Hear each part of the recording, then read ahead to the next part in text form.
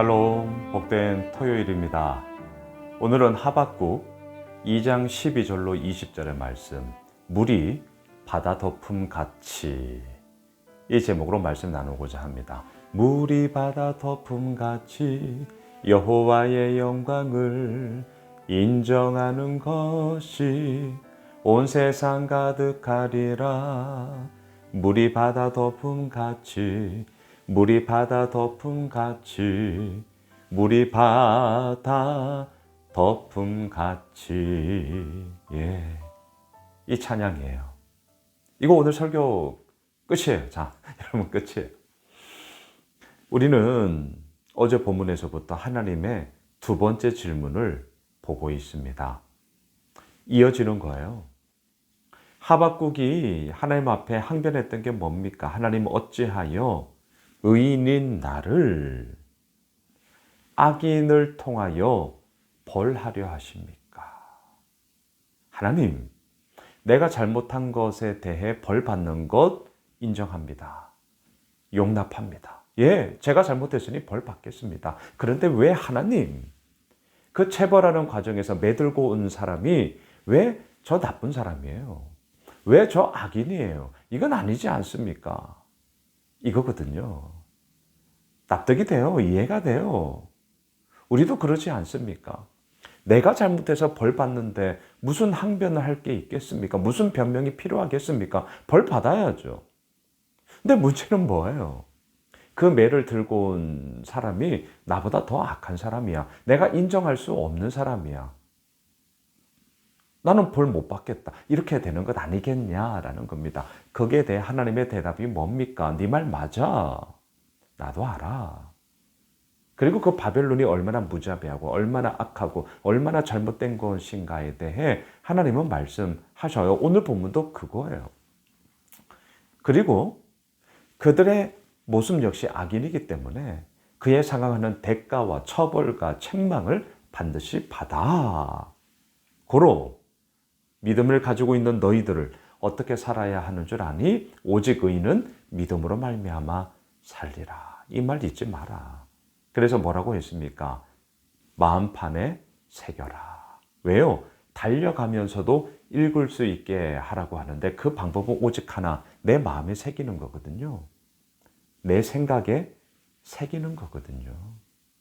여러분, 오늘 토요일도 마찬가지입니다. 마음판에 새기십시오. 생각에 새기십시오. 오늘 큐티를 하면서 다시 한번 마음에 새기십시오. 무엇을요? 오직 의인은 뭐예요? 그렇죠. 믿음으로 말미암아 살리라.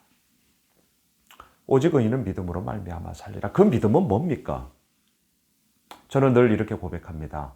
하나님은 100% 옳으십니다. 하나님은 모든 문제의 해결자이십니다. 하나님은 이 모든 것을 다스리시는 왕입니다. 주인입니다. 저는 이것을 믿습니다.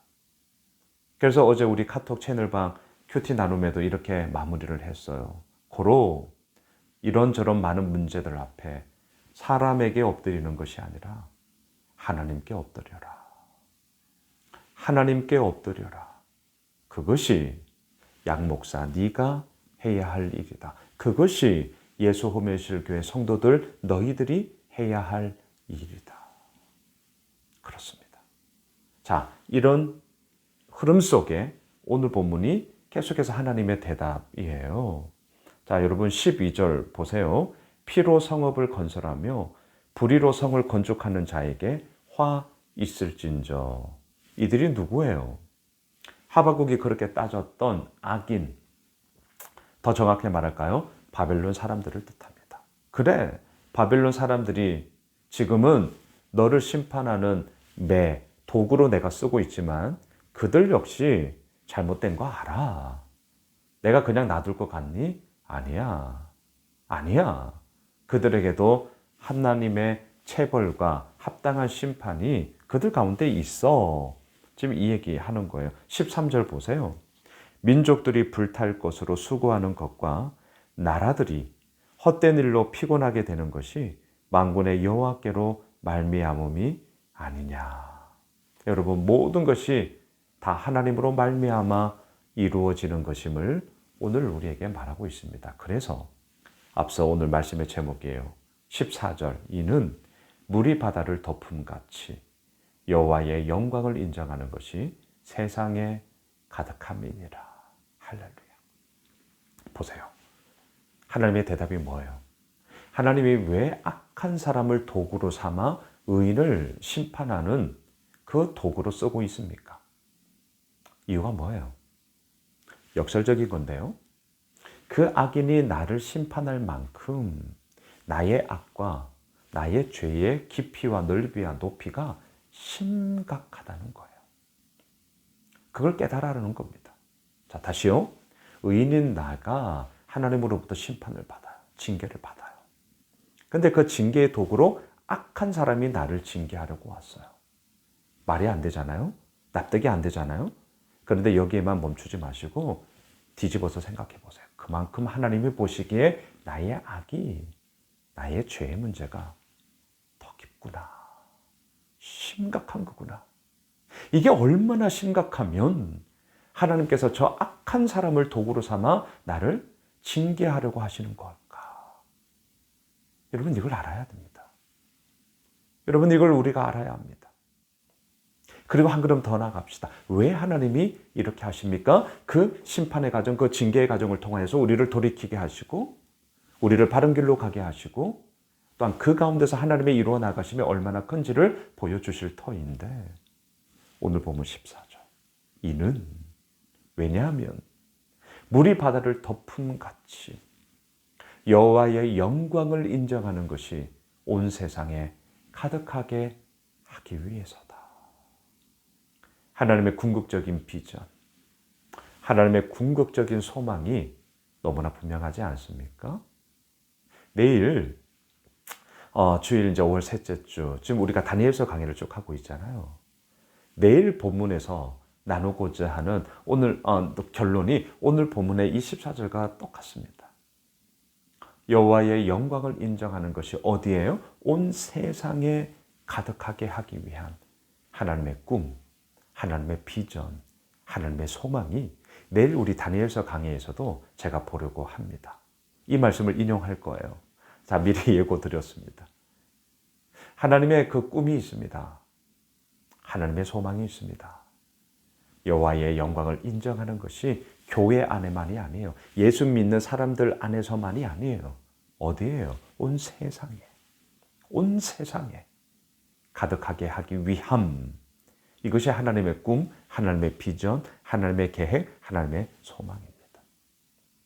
오늘 이른 아침 우리 6기 제자반 식구들과 함께 저는 양화진 외국인 선교사무요원 탐방합니다. 늘 제자반 우리 가족들과 함께 1학기 때는요 양화진 탐방합니다. 저는 이제 뭐 수차례 이미 수차례가 뭐야 한 수십 차례 다녀왔는데요. 그런데 좋습니다. 그런데 좋아요. 뭐가 좋냐?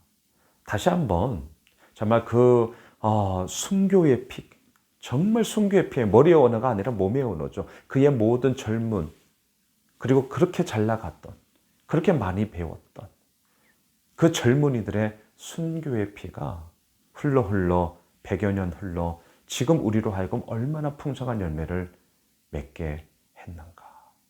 고로 양 목사, 너도 그 씨앗으로 너의 삶을 들여라. 그리할 때에 그것이 또한 후세대들에게 열매가 되는 밑거름이 될 거다. 너무나 분명하게 다시 한번 새기는 시간이 되기 때문입니다. 여러분, 왜 순교의 피를 그 선교사님들이 아무것도 보이지 않는 조선 땅에 와 흘렸습니까? 오늘 본문 14절. 물이 바다를 덮음같이 여호와의 영광을 인정하는 것이 세상에 가득함이라. 하나님의 비전, 하나님의 소망이 그들 가운데 있었기 때문입니다. 말씀을 정리하겠습니다. 우리도 마찬가지입니다.